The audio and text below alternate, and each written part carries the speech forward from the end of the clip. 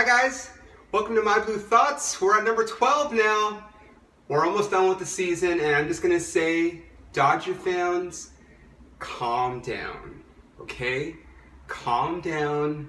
Yes, we just got swept by the Rockies, but there's a method to the madness. So before you go on social media tweeting about fire John Mattingly, the Dodgers aren't gonna go nowhere, understand this, okay?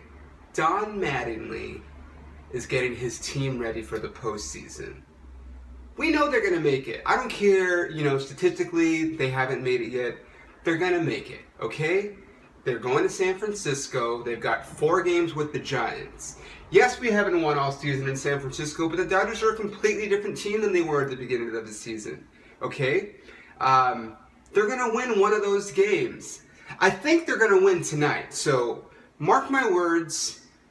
Peavy versus Zach Greinke. I'm pretty sure the Dodgers are going to win tonight, clinch in San Francisco. Maybe we can get some of the players to go out and take a bath in McCovey Cove or do something disrespectful for the Giants, because I hate the Giants. I'm a huge baseball fan, as everybody knows, but I hate the Giants, okay? I'll tell you a little story really quick before we move on.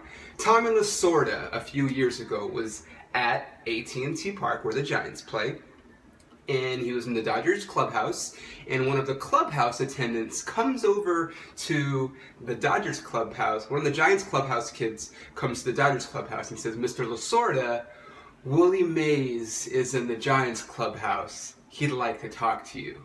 Tommy Lasorda says, "I don't care if Jesus Christ himself is in the Giants clubhouse. I'm a Dodger. There's no way that I'm going into that Giants clubhouse." And that's kind of how I feel. That's how I think every Dodger fan should feel. I know amongst the players, the rivalry isn't quite as fierce as it used to be, just because, of contracts and free agency and just the way the game is now. But the fans, though, we care about that rivalry, and we want to hear stuff like that coming out of Tommy Lasorda. The Giants aren't going to lay down for us. You think that they know that they're done, but they're still going to put up a fight. But the Dodgers are going to win today. They're going to clinch the West. I was just in Denver this weekend. I was recording my comedy album, which was great. But I had booked the shows months in advance because I looked at the schedule and I thought theoretically the Dodgers could clinch in Denver and then I'd be there for the celebration, and that would be awesome. And it should have played out that way. They should have clinched, and the magic number was 2 all weekend.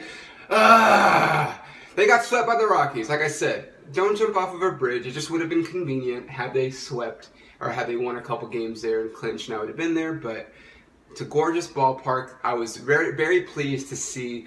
There were a ton of Dodger fans over there, which made me really happy. I don't know, I'm sure a lot of people live there for whatever reason, but I know that I saw a lot of people on the planes going there and coming back, so it was really cool to see Dodger fans out in full force supporting. It was really loud there anytime the Dodgers did something good, which didn't happen very often this weekend, but when they did, you would think that you were at a Dodgers home game, so that was awesome. I want to just talk a few things really quick. The Dodgers went, they went 2-5 last week, okay?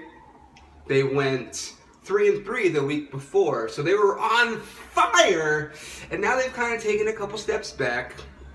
But I'll tell you, last season, the Giants lost, I think it was 7 out of their last 9 games, and the same thing, they were losing momentum, and then they go on to win the World Series. So just, Dodger fans, just calm down. We have a veteran team. Yes, we've got a couple great rookies that have come up and contributed, but for the most part, the Dodgers are where they are because of their veterans. Adrian Gonzalez, Jimmy Rollins, guys like that. Grandal isn't a veteran, but he catches. He takes abuse on a daily basis. Catching, you get beat up when you're playing, behind the plate. When you're catching, Howie Kendrick is a veteran. Andre Ethier, Carl Crawford, these guys are guys that need to be, at this point in the season, nobody is 100% healthy. Everyone's got nicks and bruises and tweaked things that they're just playing through, man. That's why they call it a grind. 162 game season is a grind.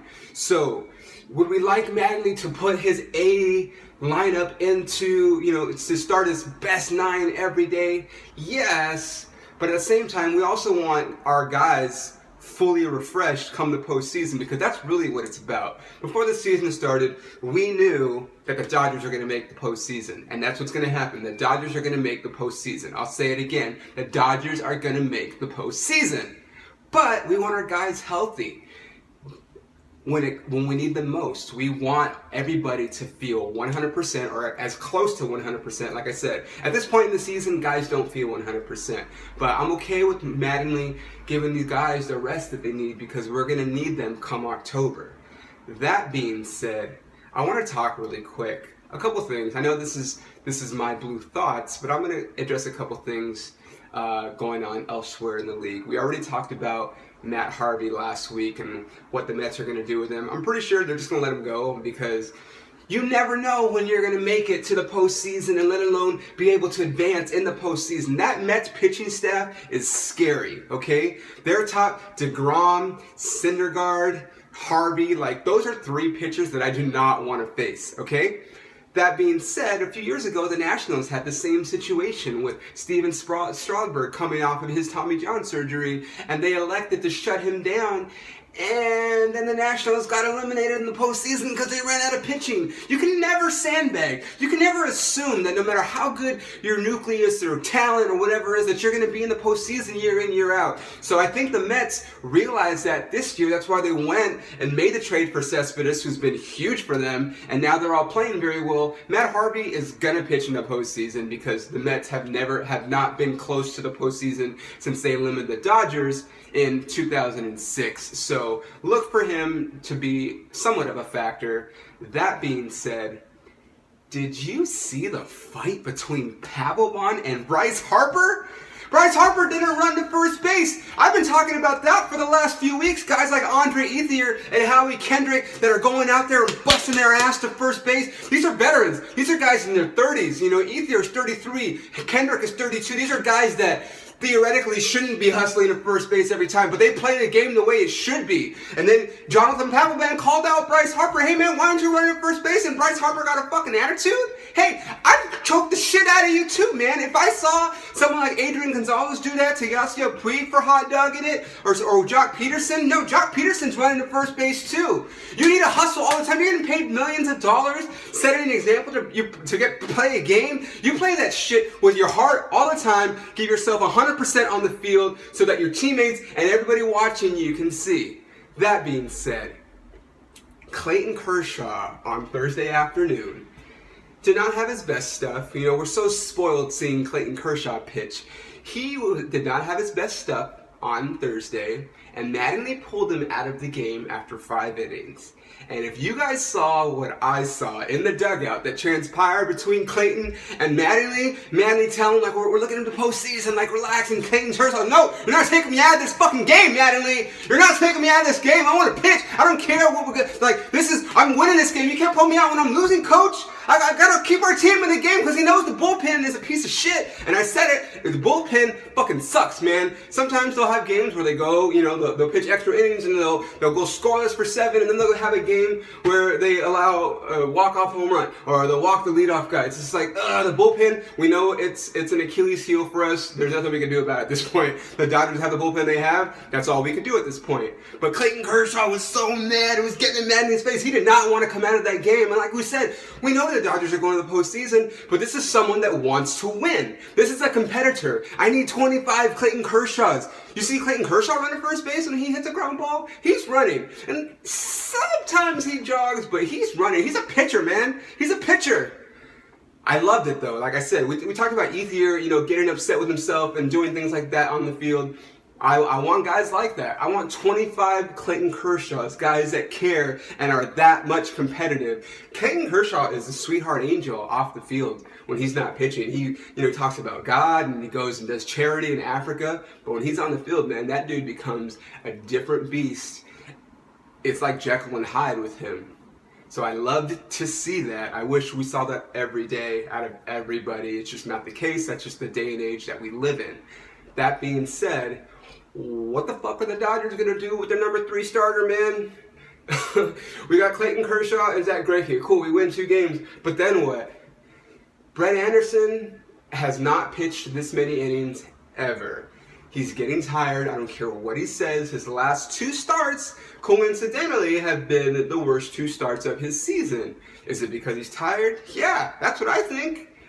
Then Alex Wood, who's got great stuff, man. He throws hard. He's got great slider and curveball and changeup.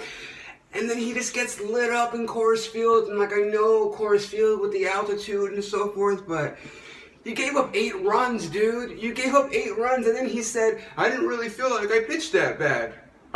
Really, dude? You gave up 8 runs. In what world is giving up 8 runs not pitching bad? I don't care if you went 9 innings. If you gave up 8 runs in 9 innings, that's a 8.0 ERA. You think you're making millions of dollars with an 8 ERA? You're probably not even going to stay in the major league roster. So I don't care how many innings you pitch. 2, 3, 6. You give up 8 innings. That's a shitty start, man. So yeah, I do think you pitched poorly.